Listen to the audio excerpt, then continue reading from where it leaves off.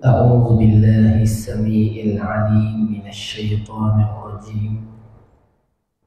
بسم الله الرحمن الرحيم. الحمد لله رب العالمين والعاقبة للمتقين والصلاة والسلام على سيد الأولين والآخرين سيدنا محمد بن عبد الله وعلى آله وأصحابه غر الميامين.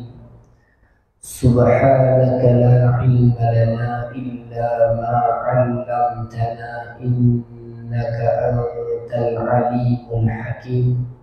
ولا حول ولا قوة إلا بالله العلي العظيم. آمين. أما بعد. Assalamualaikum warahmatullahi wabarakatuh. Yang berusaha barisan ahli jawatan kuasa yang dikasihi Tuan Imam, Tuan Bilal, seluruh para jamaah muslimin dan muslimat, mukminin dan mukminat, mudah-mudahan Allah merahmati serta memberkati majlis pertemuan kita pada petang ini. Dan sama-sama kita bermohon kepada Allah Subhanahu wa taala, semoga Allah menjadikan keberadaan kita dalam majlis ini sesuatu yang dikurniakan daripada sisinya akan penerimaan, keampunan dan kerahmatan. Dan majlis kita pada petang ini dihitung oleh Allah sebagai satu daripada ihya di dalam bulan Ramadan, dan kita sama-sama berniat dengan kebaikan majlis ini Allah melimpahkan kerahmatan dan keberkatannya kepada kedua ibu bapa kita, kepada guru-guru kita, kepada zuriat keturunan kita. Mudah-mudahan dengan sebab tadabbur yang kita lakukan pada petang ini, Allah memasukkan kita semua ke dalam syurga-Nya. Amin ya rabbal alamin. Hadirin yang dikasihi sekalian, hadirin yang dikasihi sekalian, hari ini adalah hari yang ke-14 daripada bulan Ramadan. Assalamualaikum. Atin, dah sampai ke?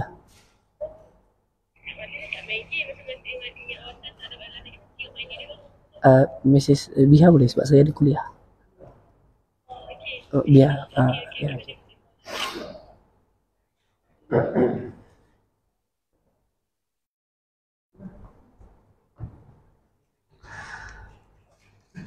Hadirin semua, hari ini hari yang ke-14 daripada bulan Ramadan, dan kita punya tadabbur adalah tadabbur daripada juzuk yang ke-14. Kalau tuan-tuan tengok juzuk yang ke-14, ianya berada pada surah Al-Hijr dan selepas itu surah An-Nahl. Okey, muka surat 262. Surah Al-Hijr muka surat 262. Hadirin yang dikasihi sekalian, dalam surah Al-Hijr muka surat 262, Allah Subhanahu wa taala menceritakan tentang keagungan dan kemuliaan Quran yang tidak akan mungkin berlaku sebarang perubahan dan pengubahan, sama ada disengajakan atau tidak disengajakan. Dan Quran itu mendapat jaminan Allah, ianya dipelihara sehingga hari kiamat tanpa sebarang pengubahan. Ianya dinyatakan Allah pada ayat yang ke-9 daripada suratul Hijr. Allah berfirman, "Inna nahnu nazzalna dzikra wa inna lahu lahafizun." Sesungguhnya kamilah yang menurunkan kepadamu akan az-zikr, yaitu Quran, dan kami yang turunkan, kamilah yang akan jaga akan Quran itu daripada sebarang cobaan untuk menyelewengnya. Maknanya tuan, Quran ni bukan dijaga oleh budak-budak tahfiz. Quran juga tidak dijaga oleh pusat-pusat tahfiz. Quran tidak dijaga oleh para ulama, tetapi Quran yang diturunkan oleh Allah dijaga sendiri oleh Allah daripada sebarang penyelewengan. Itu yang pertama. Kemudian yang kedua, dalam surah Al-Hijr, Allah Azza wa Jalla menyebutkan tentang satu ayat yang mengajarkan kepada kita satu perkara yang penting, iaitulah MOU ataupun ikatan janji setia ataupun satu penegasan prinsip yang dilakukan oleh iblis dalam menyesatkan kita semua, iaitu anak Adam. Mudah-mudahan Allah memelihara kita daripadanya. Tuan-tuan boleh tengok pada ayat yang ke-20, 31, 32, 33, 34, 35, 36 sampailah 37, sampailah 40. Allah Azza wa Jalla berfirman, fasajadal malaikatu kulluhum ajma'un, telah memberikan penghormatan kepada Adam semuanya sekali, illa iblis, kecuali iblis. Aba, dia enggan dan tak nak bagi penghormatan kepada Adam untuk jadi di kalangan orang yang memberikan penghormatan. Lalu iblis pun dikatakan, wahai iblis, kenapa kamu tak nak bagi penghormatan kepada Adam? Yang lain boleh bagi penghormatan, kamu tak nak. Lalu beliau memberikan satu alasan. Kata iblis, kerana aku diciptakan daripada api, sedangkan Adam diciptakan daripada tanah liat yang berbau busuk. Yang berbau, tanah liat campur air jadi bau. Tuan-tuan, lalu dikatakan, keluarlah daripada syurga tempat kemuliaan ini, engkau adalah makhluk yang terlaknat. Setelah itu, beliau pun kata, tuan-tuan tengok, iblis kata apa? Katanya, wahai Tuhan, boleh tak berikan saya tangguh hidup sampai kiamat tak mati? Hidup saya ditangguhkan usianya sampai kiamat dan tak mati. Lalu Allah membalas kepadanya, qala fa innaka minal munzirin, sesungguhnya engkau wahai iblis termasuk di kalangan orang yang diberikan tangguh, termasuk di kalangan makhluk yang diberikan tangguh hidup sampai ke hari kebangkitan nanti. Maknanya tuan-tuan, usia dia panjang daripada zaman Nabi Adam sampailah zaman kita semua habis. Iblis dengan satu tu dia tidak ada hayat mati. Sampailah hari kebangkitan, barulah berlaku hari kematian kepada beliau. Lalu katanya, kita tengok ayat 39 adalah kemuncak kepada prinsip yang dipegang oleh iblis. Tuan-tuan kena hati-hati dengan ayat ini, dan ayat ini menjadi ayat yang penting untuk kita tadabburkan bersama. Lalu beliau mengatakan, qala rabbi bima aghwaytani la uzayyinanna lahum fil ardi wa la ughwiyannahum ajma'in illa ibadaka minhumul mukhlasin.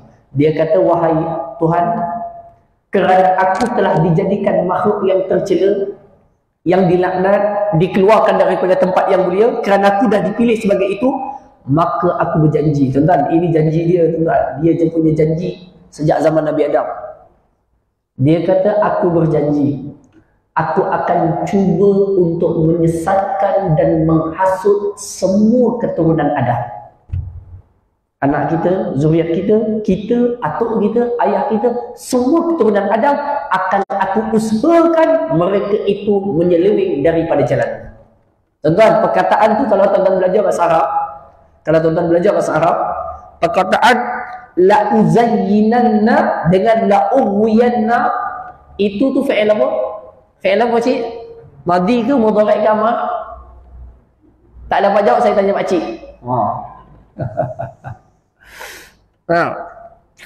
Tak ada kelas bahasa Arab je buat kat sini. Tak ada kelas bahasa Arab. Kena buat lah kelas bahasa Arab kan. Dulu masa saya kat Ipoh tuan-tuan, makcik-makcik ni lah yang paling rajin belajar bahasa Arab. Belajar kat masjid, enggak. Bahasa Arab harfiah. Okey, bahasa Arab Quran. Okey, belajar lah tuan. Tak apa. Ustaz dah tua lah Ustaz. Saya jumpa baru ni sama makcik dari Ipoh tuan, dah usia makcik jugalah. Dia dah boleh berjaya untuk terjemahkan Quran dengan kaedah bahasa Arab yang dia belajar. Dan okey. Jadi belajarlah tuan. Okey. Belajar bahasa Arab bagus tuan. Lagi tinggi penguasaan bahasa Arab kita, lagi tinggi kadar kita dapat merasai kelazatan Quran. Sebab Quran adalah kitab yang memiliki nilai sastra yang sangat tinggi dalam bahasa Arab. Lagi tinggi kuasai bahasa Arab, lagi tinggi kita rasai lazatnya membaca Quran. Okey, kerana Quran memiliki nilai bahasa yang sangat tinggi. Jadi bila kita punya penguasaan tinggi, kita akan rasa lagi sedap, lagi deep dia punya perasaan ketika membacakan ayat Quran. Quran disebutkan la uzayyinanna. Itu fa'il apa tu makcik? Cikgu? Belum belajar. Baru nak belajar yang ini, cikgunya meninggal. Hadirin semua, la uzayyinanna itu fi'il madhi. Digunakan lam sebelum fi'il madhi. La uzayyinan. Ujung sekali la uzayyinanna. Ada nun pula dan nun itu disabdukan. Dalam bahasa Arab, fi'il mudhari', fi'il madhi, fi'il mudhari' yang dimulakan dengan lam. Lam itu adalah lam taukid, lam untuk mengukuhkan ayat. Dan di hujung tu diletakkan nun bersabdu. Nun itu namanya nun taukid untuk menguatkan ayat. Di awal dikuatkan, di belakang dikuatkan. Seolah-olah terjemahannya begini tuan. Kerana aku telah dijadikan makhluk yang sesat, maka pasti akan aku berusaha bersungguh-sungguh untuk menyesatkan anak Adam. Bukan sesat biasa tuan. Maknanya usaha dia, minta maaf tuan-tuan bahasa tak jahat dia, memang usaha yang gila babi punya tuan. Bahasa jahat dia. Memang usaha yang gila-gila dia nak sesatkan manusia. Apapun jalan, apapun ruang, apapun sudut, tuan-tuan, semua akan digunakan oleh syaitan dan iblis untuk menyesatkan kita semua. Baik dia ulama, baik dia ustaz, baik dia siap, baik dia imam, baik dia bilang, baik dia orang biasa, baik dia petani, pekebun. Yang penting janji dia, semua anak Adam akan jadi geng dia masuk ke dalam neraka. Semoga Allah pelihara kita. Tuan-tuan, maknanya apa? Maknanya dalam hidup saya, dalam hidup tuan-tuan, dalam hidup anak tuan-tuan, kita punya hidup cabarannya sukar yang tak nampak. Betul kan? Kerana perjanjian ini telah diambil oleh syaitan dengan penegasan yang kuat. Dia kata pasti akan aku hiasi hidup mereka dan aku akan sesatkan mereka sesat-sesatnya dengan semua keupayaan yang aku ada. Tuan-tuan tengok, itu ayat bahasa Arab. Ajma'in, semua sekali, illa ibadaka minhumul mukhlasin. Tapi ada yang terselamat, sikit yang terselamat. Yang terselamat siapa di kalangan mereka yang telah engkau bersihkan mereka, engkau ikhlaskan mereka, engkau selamatkan mereka. Para nabi, para rasul confirm. Tetapi semuanya tuan-tuan, boleh dikatakan syaitan akan memiliki ruang untuk menjayakannya. Jadi tuan-tuan, kalau itulah janji syaitan, tuan-tuan, agak kita selamat ke tuan-tuan? Selamat ke tuan-tuan? Lalu ayat selepas itu menjawab, bagi lega sikit dekat kita, tapi jangan rasa selamat juga. Quran kata pun tuan, qala hadza siratun alayya mustaqim. Allah kata kepada kita semua, ini jalan Quran, ini jalan Islam, telah aku jadikan itu jalan yang lurus. Inna ibadi laisa laka alaihim sultan. Allah kata kepada iblis, kamu nak cuba sesatkan semua. Allah kata, hamba-hambaku itu engkau takkan mampu menguasai mereka, kecuali siapa yang ambil jalan untuk ikut engkau, mereka akan sesat. Faham tuan? Maknanya Allah Ta'ala kata apa? Semua orang yang mereka itu hamba-Ku, engkau tak akan berjaya kuasai dia. Iyalah, kamu cuba bolehlah, dia terlalai sikit, terikut sekejap, tapi kamu tak akan dapat kuasai. Melainkan siapa yang memilih jalan untuk ikut kepada syaitan, maka dia akan terus dimasukkan ke dalam jalan tersebut. Hadirin yang dikasihi sekalian, tuan-tuan, syaitan dia nak apa daripada kita? Maksudnya dia nak apa? Kemuncak hujung sekali. Dia nak adalah dia dah confirm dapat jaminan neraka, Jahannam. Lalu dia kerana sifat dengki tadi, dia tak nak dia seorang masuk Jahannam. Dia nak anak-anak Adam yang menyebabkan dia keluar daripada syurga pun masuk ke dalam Jahannam. Lalu syaitan punya misi adalah meramaikan penduduk neraka. Maka tugasan kita tuan-tuan, orang Islam, orang baik, adalah meramaikan penduduk syurga. Jadi tuan-tuan, kita kena bergerak masjid kena berperanan, semua orang kena berperanan meramaikan ahli syurga. Orang kampung kita kena ramaikan ahli syurga, keluarga kita kena ramaikan ahli syurga, zuriat keturunan kita kena ramaikan ahli syurga. Kita kena ramaikan ahli syurga, jangan ramaikan ahli neraka. Kalau syaitan berperanan untuk meramaikan ahli neraka, tugasan kita adalah meramaikan ahli syurga. Tuan-tuan yang dikasihi sekalian, itu adalah satu. Kemudian ayat ke-49, siapa di kalangan kita yang tak pernah terikut bisikan syaitan? Sila angkat kaki. Angkat juga aja. Oh, hebat ni. Ini wali ni lah. Okay. Siapa yang tak pernah rasa terhasut dengan syaitan? Hadirin semua, yakinlah. Orang biasa macam kita ni tuan-tuan, pasti berlaku dalam hidup kita ini beberapa pelanggaran terhadap perintah Allah, kelalaian terhadap perintah Allah, dan terikut dengan bisikan syaitan. Pasti ada, dan itu menyebabkan kita berdosa. Tetapi tuan-tuan tengok ayat ke-49 memberikan pengharapan besar yang takkan pernah habis bagi kita, iaitu Allah Ta'ala kata, Nabbi ibadi anni anal ghafurur rahim. Wahai sekalian hamba-hambaku yang aku tahu mereka banyak terlanjur, tersalah, berdosa, lalai, tapi wahai Muhammad, kabarkan dekat mereka semua, aku adalah Tuhan yang amat pengampun dan sayang kepada mereka. Jadi tuan-tuan, kita banyak salah, kita banyak lalai, Allah Ta'ala punya keluasan rahmatnya mengatasi segala sesuatu. Jadi tuan-tuan, bila jumpa anak-anak muda yang mungkin waktu zaman kita tengok dia ni liar, tapi sabar tuan-tuan, katakan kepadanya pengharapan dia masih boleh mendapat rahmat Allah, kerana rahmat Allah mengatasi keluasan dosa hamba yang melakukannya selama mereka nak bertaubat kepada Allah Subhanahu wa taala. Itu yang pertama. Wa anna azabi huwal azabul alim, dan sesungguhnya azabku adalah azab yang pedih. Ini adalah apa yang dinyatakan oleh junjungan besar Nabi kita Muhammad sallallahu alaihi wasallam, bahawa rahmat Allah mengatasi kemurkaannya. Habis dengan bab itu, kita masuk bab baru, iaitu muka surat selepasnya, iaitu muka surat 265. Dalam muka surat ini Allah menceritakan tentang kisah Nabi Allah Ibrahim, salah satu cara syaitan menyesatkan anak Adam dan manusia dengan cara apa tuan-tuan? Ini contoh kumpulan orang yang syaitan dah berjaya sesatkan. Kumpulan apa tuan-tuan? Iaitu kaum yang padanya adanya Nabi Allah Ibrahim alaihissalam, dan kaum itu juga adalah kaum yang berlaku kepada kaum Lut alaihissalam.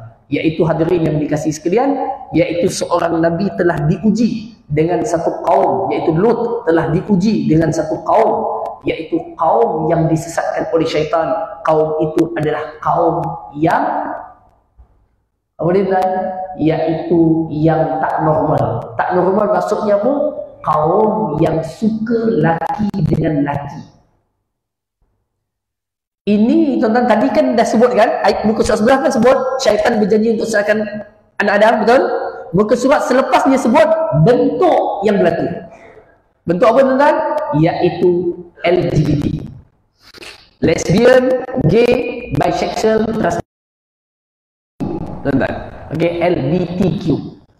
Hadirin yang dikasihi sekalian, ini salah satu bentuk bagaimana syaitan menyesatkan manusia, yang mana dia menjadikan kumpulan manusia dan masyarakat manusia itu menyalahi fitrah mereka, dan mereka akan berada pada jalan yang luar daripada siratal mustaqim yang kita sebutkan pada muka surat sebelah tadi. Jadi tuan-tuan yang dikasihi sekalian, kalau tuan-tuan tengok, itu dikisahkan oleh Allah pada ayat yang ke-68. Okey, 69, 70, 71, 72, 73. Tuan-tuan, sampailah akhirnya kaum ini, Nabi itu berkata, tu anak perempuan aku ramai, ambillah dia kahwin. Tapi tuan-tuan, mereka kata apa? Kamu tahu kan, yang kami punya ingini bukan itu. Yang kami ingini tetamu kamu tu. Tetamu dia siapa? Malaikat. Malaikat ni tuan-tuan, bila berubah menjadi manusia, wajahnya tampan. Pasal dia malaikat, dia berubah dengan wajah yang baik. Bila orang kaum ni tengok, oh, handsome, agaknya kalau zaman kita jambu katanya. Nah, handsome. Mereka nak dekati tetamu-tetamu tersebut. Lalu Nabi mengatakan, jangan, ini tetamu aku, muliakan dia. Tu ambil ada orang perempuan, kahwini dia. Dia kata, kamu tahu kan apa yang kami nak? Hadirin semua, maknanya masyarakat pada waktu itu sudah rosak dengan keadaan sosial yang melampau. Inilah gambaran syaitan telah menyesatkan manusia. Tuan-tuan, saya minta maaf kita sebut. Hari ini tuan-tuan, benda-benda tu kalau di negara sebelah seperti Thailand, benda tu bersepah. Tak percaya tuan-tuan? Jom kita buat rombongan. Jom. Pergi Hat Nyai. Pergi makcik sekali tengok. Tak percaya. Okey? Masuk tuan-tuan. Tengok. Di sana tuan-tuan bersepah dan bergelimpangan. Banyak tuan-tuan. Banyak. Okey? Yang orang lelaki, minta maaf bahasanya, orang lelaki, muka lelaki, badan sado, pakai coli. Itu boleh bayang tuan-tuan. Kan kalau kita sebut geli, tetapi inilah bentuk bagaimana masyarakat dan manusia tersaja. Dan benda itu cuba membiak. Tuan-tuan, negara yang paling ketat benda macam ni dulunya, sekarang sudah tersebar penyakit ini, Saudi Arabia. Saudi. Tak pernah dijangkakan Saudi ada masalah seperti ini. Sekarang Saudi, tapi bukan di kawasan Mekah Madinah, di kawasan Riyadh. Di kawasan Riyadh dan seangkatan dengannya. Penyakit ni dah ada, laki suka lelaki, perempuan dengan perempuan. Saya tanya kawan saya Mesir, imam datang sini, dia akan jadi imam 17 bulan nanti, tapi tak sempat lama sebab kena balik awal. Saya tanya dia, asal Saudi macam tu? Bukan Saudi ni ketat ke? Orang perempuan ambil lesen pun tak boleh. Dia kata sebab ketat itulah, yang terlalu ketat dulu menghasilkan yang ini. Faham kan? Maknanya laki duduk dengan laki, dia tak pernah tengok perempuan pula duduk dengan perempuan, dia tak pernah akan buat itu. Akhirnya mereka jadi meletup dan mereka buat benda yang tak patutnya mereka buat. Dan itu berlaku di negara Arab. Apatah lagi dalam negara kita ini sedang juga cuba tersebar penyakit-penyakit seperti itu. Kita mohon kepada Allah Subhanahu Wa Taala, Allah memelihara negara kita daripada tersebarnya wabak penyakit seperti ini, tuan-tuan. Dan dia mula menular di asrama-asrama dan di sekolah-sekolah. Maka tugasan pendidik, tugasan majlis agama, tugasan pendakwah untuk mendekati golongan ini dan menyelamatkan mereka adalah tugasan yang sangat penting, tuan-tuan. Dan kita semua kena berganding bahu menyelamatkan generasi. Mungkin zaman tuan-tuan 60-an tak ada masalah ni. Tak adalah, jarang nak jumpa zaman 60-an ada orang macam ni, tak ada. Tetapi sekarang ni tuan-tuan, pergi ke bandar-bandar besar, tuan-tuan boleh jumpa dengan mudah. Boleh jumpa dengan mudah. Baik. Saya pada tahun 2012 saya pergi ke Spain, Spanyol, tuan-tuan. Okey, di Spanyol tuan-tuan bersepah. Saya naik bas, sebelah tu bas. Saya naik bas, di tempat duduk, sebelah tempat duduk. Bas pula lah. Sebelah tu tempat duduk. Saya berdua dengan kawan saya daripada Madrid menuju ke Alhambra, tuan-tuan. Pada naik bas waktu tu. Okey, dari negara pergi ke Alhambra. Naik bas sebelah, perempuan dengan perempuan sedang bercium-ciuman. Perempuan. Kadang-kadang saya mikir, apa rasa perempuan dengan perempuan? Perempuan dengan perempuan. Kalau laki dengan laki, tuan-tuan, itu tahun 2012, sekarang 2023. Sudah melebihi hampir 20 tahun. Bagaimana penyakit ini tersebar. Dan hadirin semua, ini adalah penyakit masyarakat. Dan setelah Allah ceritakan tentang syaitan mencari manusia, inilah bentuknya. Maka tuan-tuan, tugasan kita semua menyadarkan masyarakat, melakukan dakwah dan merawat penyakit-penyakit yang sedang berlaku dalam masyarakat. Dan ubatnya ada dalam Al-Quran Al-Karim, insyaAllah ta'ala. Baik, sambung. Seterusnya. Panjang pula nanti. Baik, ayat yang ke surah yang baru, surah An-Nahlu, muka surat 267. Allah Subhanahu Wa Taala menceritakan dalam surah ni banyak tentang haiwan. Dalam surah ni banyak cerita tentang haiwan. Tuan-tuan boleh tengok pada ayat yang kelima.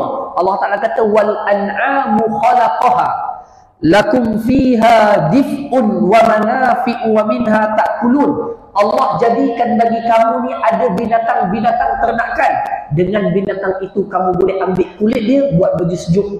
Dengan binatang itu kamu boleh manfaatkan dia sebagai tunggangan. Dengan binatang itu kamu boleh jadikan dagingnya untuk dimakan. Manfaat, tuan-tuan. Lembu ada manfaat, lembu banyak manfaat. Kambing banyak manfaat. Unta lagi banyak manfaat. Ayam banyak manfaat. Binatang yang tak tahu identiti dia, burung unta. Dia kata aku ni burung pun bukan, unta pun bukan. Nak kata unta boleh terbang sikit, nak kata burung tak boleh terbang langsung. Jadi burung pun tidak unta, ada manfaat. Allah menciptakan binatang ternakan dengan manfaat. Quran kata apa? Walakum fiha jamalun hina turihuna wa hina tasrahun. Dia boleh bawa barang-barang kamu. Saya tak nak panjangkan itu. Allah sebut pada ayat ke-8, Allah ciptakan kuda pula, Allah ciptakan baral, Allah ciptakan kedai untuk kamu tunggang dan jadikan kenderaan yang mewah. Itu pada zaman dulu. Hadirin semua, habis cerita pasal binatang, Allah ceritakan pula nikmat Allah yang besar kepada kamu. Allah tumbuhkan pelbagai jenis tumbuhan. Zaitun, kismis. Sebut zaitun tuan-tuan. Saya baru dilantik semalam oleh Kesatuan Palestin, Kesatuan memenangkan Palestin, Kesatuan Membantu Palestin. Okey, sebagai wakil untuk menjayakan misi menanam 30,000 pokok zaitun di Palestin.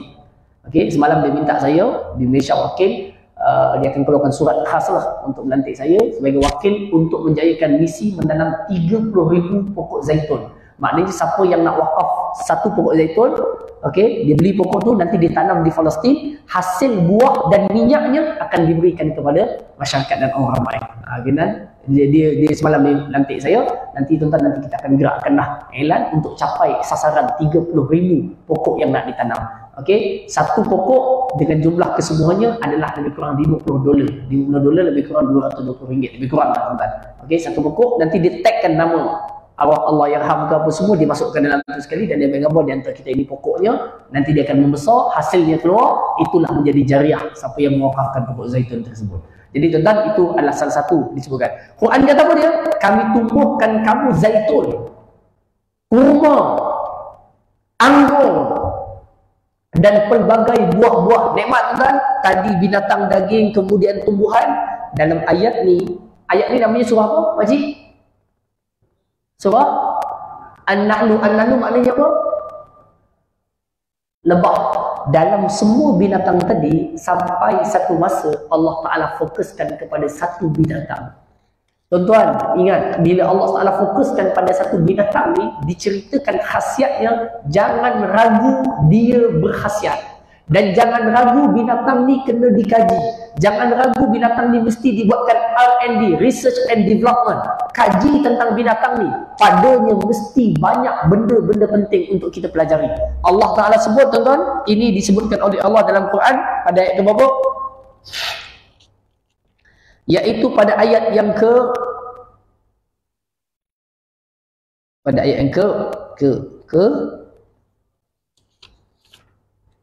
ayat yang ke-67, 68, 69. Mungkin tuan-tuan kita berakhir kita punya kuliah, okey, dengan kisah daripada lebah. Kalau inilah, kalau sempat. Okey, kalau tak kita boleh majukan lagi ke depan. Hadirin semua, takkan satu juzuk setengah jam tuan-tuan. Ya, satu juzuk tu banyak. Okey, kita cuba mana yang boleh. Hadirin semua, tuan-tuan tengok ayat daripada ayat 66. Cuba tengok tuan-tuan.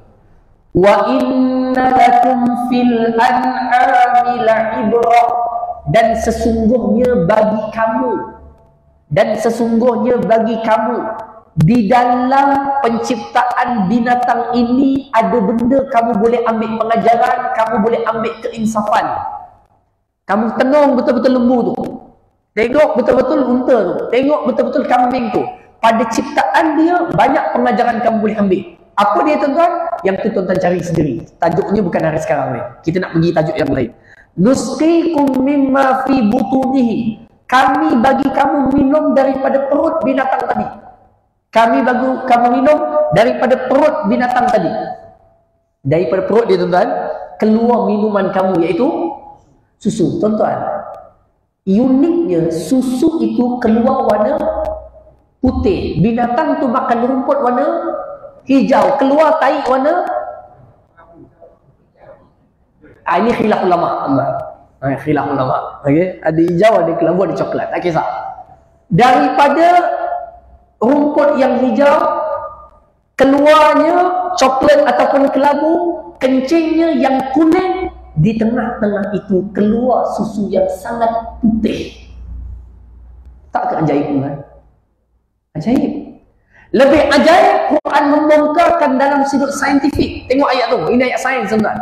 Tidak dibongkarkan oleh saintis pada zaman itu, dibongkarkan pada zaman moden setelah ada teknologi. Min baini farsin wadamin labanan khalisan syairan lisyaribin. Syairan lisyaribin. Allah sebut apa? Dan daripada laluan najis, laluan tai. Kena bayangkan ni laluan tai. Ni usus tai. Ni usus tai. Wadamin, dan daripada usus darah. Ini usus tai, ini usus darah. Okey, macam ni. Usus tai, usus darah. Keluar daripada celahnya itu labanan, susu putih. Pelik tak, man? Pelik, man? Pelik. Tapi inilah ciptaan Allah yang mengeluarkan susu daripada dua jalan. Jalan darah dan jalan najis. Iaitu di tengahnya. Keluar labanan khalisan, air susu yang bersih, tak ada campur najis. Air susu yang bersih, tak ada warna merah. Putih tak ada merah, putih tak ada hitam. Putih, bersih. Tuan-tuan, ini tanda kebesaran Allah. Kita dapat susu makan minum je. Pernah tak fikir macam mana hasilnya? Macam mana productionnya? Dan ini tak masuk susu ibu, tuan-tuan. Susu ibu lain babnya. Okey, ini susu binatang. Ini unik, hebat. Kalaulah manusia mentadabur susu itu saat dia nak minum, tuan-tuan, pasti dia akan mengatakan subhanallah, bagaimana susu itu boleh keluar. Wadamin labanan khalisan sa'iran lisyaribin. Dah, selesai. Lalu Allah sebut wa auha ilan nahli. Tuan-tuan, ini binatang hebat ni, tuan-tuan. Ini binatang hebat. Binatang lain tak ada macam dia. Setakat yang saya tahu dalam Quran, ini je binatang yang dapat wahyu. Satu binatang dapat wahyu. Apa dia? Lebah. Walaupun wahyu tu bukan Quran maksud dia. Wahyu tu maknanya mendapat pimpinan, ucapan, perintah daripada Allah. Wa auha. Quran gunakan perkataan wa auha, bukan saya kata. Quran semua, tuan-tuan tengok. Ayat 68. Wa auha rabbuka. Dan kami telah wahyukan, kami telah bagi tahu, kami telah tuntuni oleh Allah kepada lebah. Tuan-tuan, lebah dapat perintah dari Tuhan. Wa auha. Auha ni bahasa Arab artinya kami wahyukan. Kami wahyukan kepada lebah. Lebah binatang dapat wahyu, tuan-tuan. Jadi tuan-tuan minumlah madu banyak-banyak. Takkan jadi rasul dia. Dah. Kencing manis. Jangan madu asli lah, Cik. Okay? Madu asli, tuan-tuan. Okay? Madu asli ada dua, tuan-tuan. Madu asli yang pahit, madu asli yang manis. Madu asli yang manis, madu asli lebah. Madu asli yang pahit, madu untuk isteri, tuan-tuan.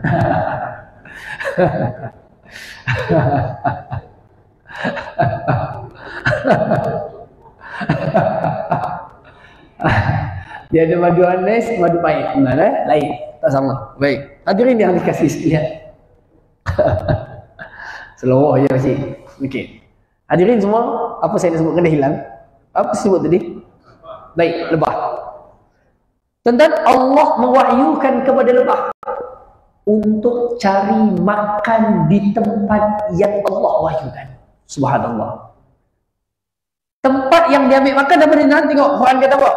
Wa auha rabbuka ilan nahli anittakhizi minal jibal. Wahai lebah, pergi dekat kawasan bukit. Cari makanan di kawasan itu, duduk di kawasan itu. Kemudian ambil makanan di pokok-pokok. Pokok bersih, tuan-tuan. Pokok bersih. Mana pokok kotor? Pokok bersih. Bila tentu bersih. Minas syajari wa mimma ya'rishun. Dan daripada apa yang, dan daripada bangunan-bangunan yang didirikan manusia buat sarang di situ. Tuan-tuan tengok, lebah dia ambil makanan, menghasilkan isi perut dia daripada tumbuhan, bunga, buah-buahan, pokok dan sebagainya. Macam-macam lah, tuan-tuan. Ataupun duduk di bangunan-bangunan. Tuan-tuan, semuanya adalah bersih. Lalu Quran kata pada dia, summa kuli min kulli samarat. Wahai lebah, makanlah daripada semua buah-buahan yang ada di atas muka bumi ini. Makan. Dia makan daripada buah ceri, dicocok sikit agaknya dekat rambutan, dicocok dekat daun orkid, agaknya lah, tuan-tuan, dicocok dekat daun itu, daun ini. Lalu Quran kata, tuan-tuan, Fasluki subula rabbiki dzulula. Tuan-tuan, dan ikutilah, lalulah jalan yang telah ditunjukkan Allah. Tuan-tuan tahu tak? Siapa pernah nampak lebah bawa pembaris? Pernah nampak tak? Cikgu, tahu geometri cikgu? Geometri tahu tak cikgu? Yang kita ajar kat sekolah tu. Dan siapa pernah nampak lebah bawa geometri? Tak pernah kan? Macam mana lebah boleh ukur dia punya sarang itu bentuk pentagon semuanya sama? Betul tak makcik? Segi 4 tu, pentagon tu, macam mana, segi 6. Segi 6 sama. Macam mana dia boleh buat sama? Pembaris tak pernah bawa. Dia tak pernah makan pembaris, tak pernah makan geometri. Bukankah dia binatang yang diwahyukan Allah dan diajarkan pembentukan itu? Masalahnya semuanya sama. Kalau satu segitiga, satu bentuk bintang, tak apa. Ini semua sama, bentuk lebah. Betul tak makcik? Nampak tak binatang ini special? Makna binatang ini sangat special. Yakhruju min butuniha, keluar daripada perut lebah. Daripada perut lebah itu keluar syarabun, cecair minuman.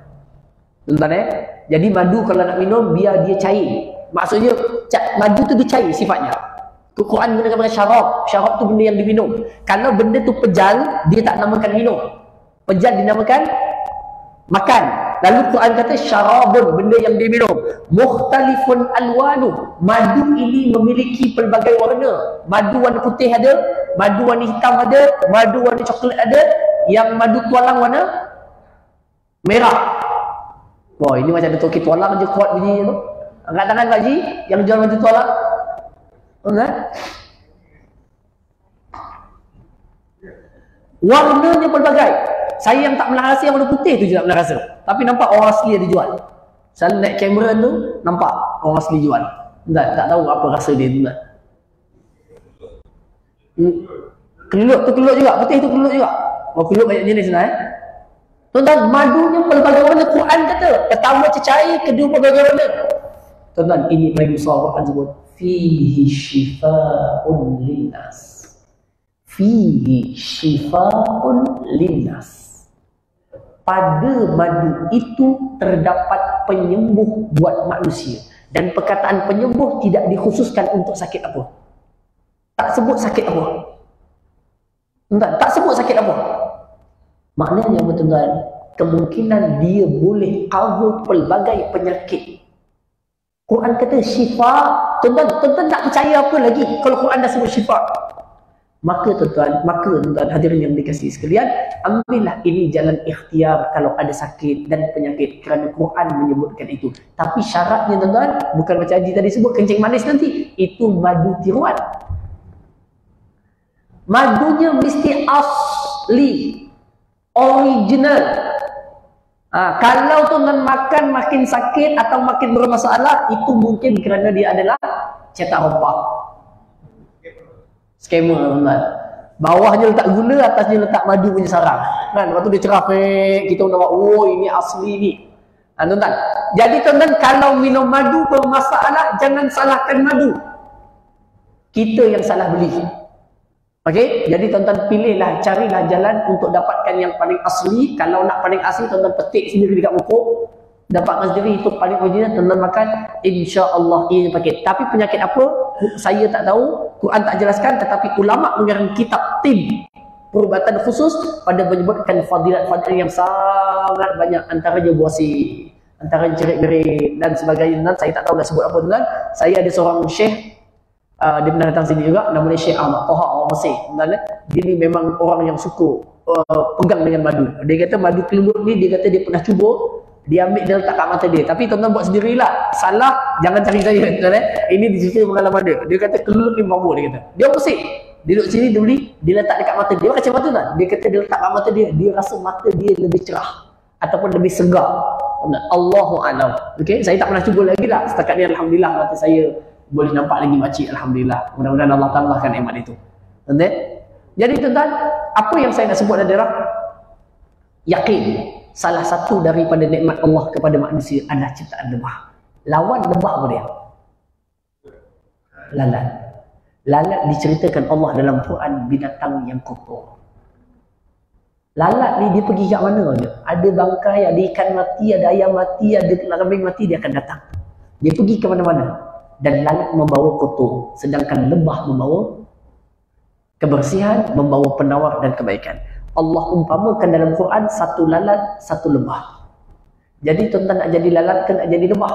Kalau nak jadi lebah, lebah ini singgah di tempat yang baik, dia makan benda yang baik, dan dia ada perisai yang baik untuk jaga diri dia, dan dia keluarkan hasil yang baik. Ataupun nak jadi lalat, mana je pergi, ikut je orang, ikut je kata orang, pergi je ke mana, ambil je benda tak baik. Kemudian ke mana pun pergi menyebarkan benda tak baik. Nampak kan? Simple je Quran sebut Quran. Tapi berapa ramai yang boleh keluarkan lebah sebegitu pengajarannya. Inilah namanya Quran. Kitabnya nampak kita pernah baca 60 tahun. Tetapi pelajaran dalam Quran dapat dikeluarkan kalau kita mentadabbur. Wallahu a'lam. Habis dah, nak apa lagi tuan? Nabi dan tuan. Okey. Oh, dah gua sedap lah tuan. Kan batal puasa pula saya.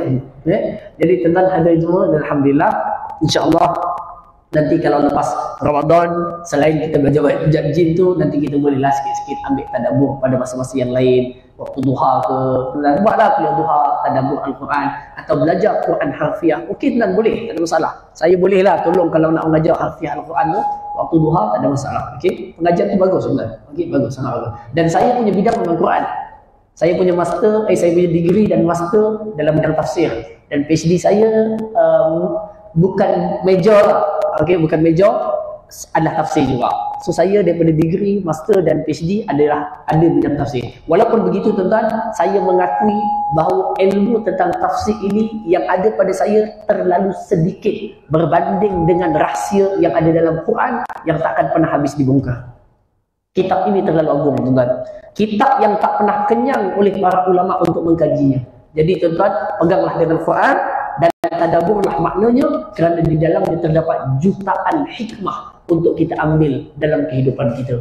Wallahu a'lam. Aqulu qouli hadza wa astaghfirullahal azim li wa lakum. Wassalamualaikum warahmatullahi wabarakatuh. Subhanakallahumma wa bihamdik asyhadu an la ilaha illa anta astaghfiruka wa atubu ilaik. Wal 'asri innal insana lafi khusr illa alladziina aamanu wa 'amilus shalihat wa tawashaw bil haqqi wa tawashaw bis sabr. Assalamualaikum warahmatullahi wabarakatuh.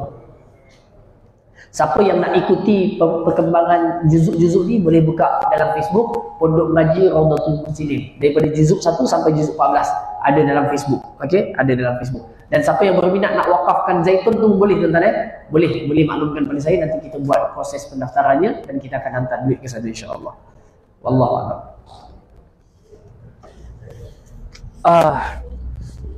Masya-Allah panganan ni. Terima kasih banyak Ji. Barakallahu fik.